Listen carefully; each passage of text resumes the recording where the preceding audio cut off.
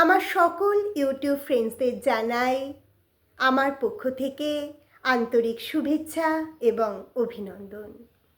আজ বীর যোগী সন্ন্যাসী স্বামী বিবেকানন্দের 164তম জন্মদিবস। এই দিনটির প্রতি এবং তার প্রতি আমার বিনম্র শ্রদ্ধা জ্ঞাপন করে তাকে স্মরণ করে একটি স্বরচিত কবিতা আপনাদের সামনে উপস্থাপন করছি। কবিতার নাম বিবেকের দৃষ্টি।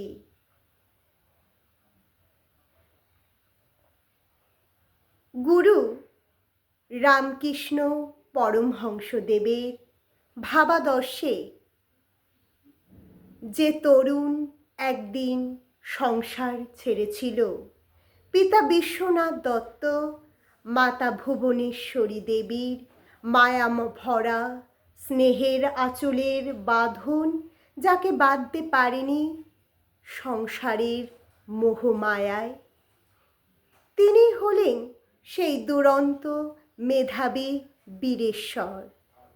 পাড়ার ছেলেরা তাকে খুব ভালোবাসত।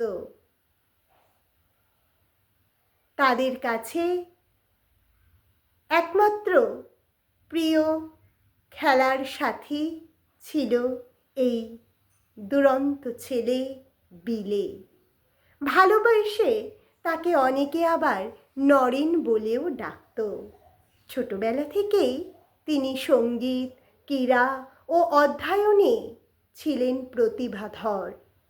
ইতিহাস, ধর্মশাস্ত্র, দর্শনে ছিলেন পাণ্ডিত্যপূর্ণ। পৃথিবীর 5জন গুণী ব্যক্তির মধ্যে ছিলেন একজন। ঈশ্বরের বিমূর্ত শক্তির প্রতি অনুসন্ধিৎসা মুগ্ধ করেছিল রামকৃষ্ণদেবের পরম আত্মাকে।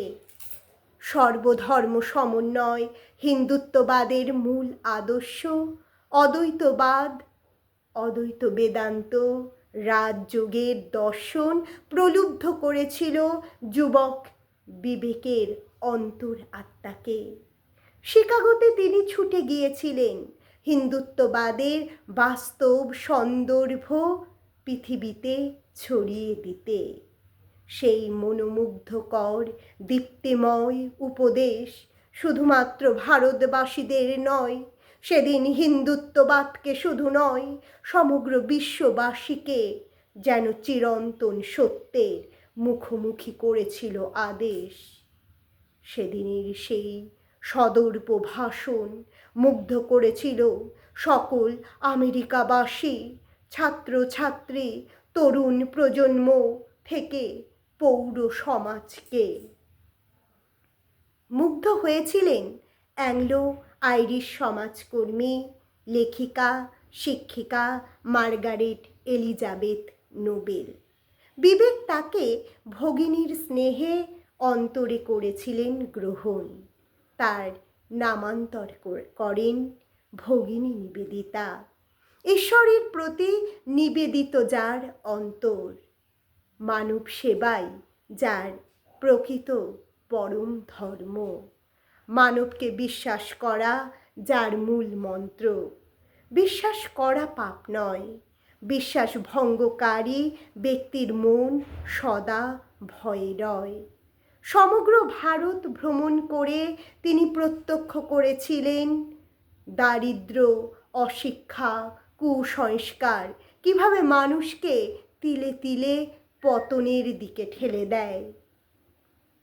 তিনি দীপ্ত কণ্ঠে সেদিন বলেছিলেন, সত্যের জন্য সব কিছু ত্যাগ করো, কিন্তু কোনো কিছুর জন্যই সত্যকে ত্যাগ করো না। হে সদা আনন্দময় বিবেকানন্দ, আপনার উজ্জ্বল দীপ্তিময় চোখ যেন আজও ভারতবর্ষের যুবকদের সত্যের প্রতি, জ্ঞানের প্রতি জাগ্রত থাকার ইঙ্গিত বয়। ধন্যবাদ। আমার সকল ইউটিউব ফ্রেন্ডসদের জানাই আমার পক্ষ থেকে আরও একবার আন্তরিক শুভেচ্ছা এবং অভিনন্দন। যারা যারা আমার এই চ্যানেলটি দেখছেন কিন্তু হয়তো এখনও সাবস্ক্রাইব করেননি, তাদের বলবো অবশ্যই আমার এই চ্যানেলটি সাবস্ক্রাইব করবেন এবং আমার এই কবিতাগুলো আপনাদের কেমন লাগছে তা অবশ্যই কমেন্টে জানাতে একদম ভুলবেন না। এবং ভালো লাগলে অবশ্যই লাইক করে বন্ধুদের কাছে কবিতাটি শেয়ার করে দেবেন। সকলকে আমার পক্ষ থেকে ধন্যবাদ। আজকের অনুষ্ঠান এ পর্যন্তই এবং পরবর্তীতে আমি কি কবিতা আপনাদের সামনে উপস্থাপন করব তা আমি এখনই বলছি না। তার জন্য আপনি অবশ্যই কিন্তু সাবস্ক্রাইব করবেন আমার এই চ্যানেলটি।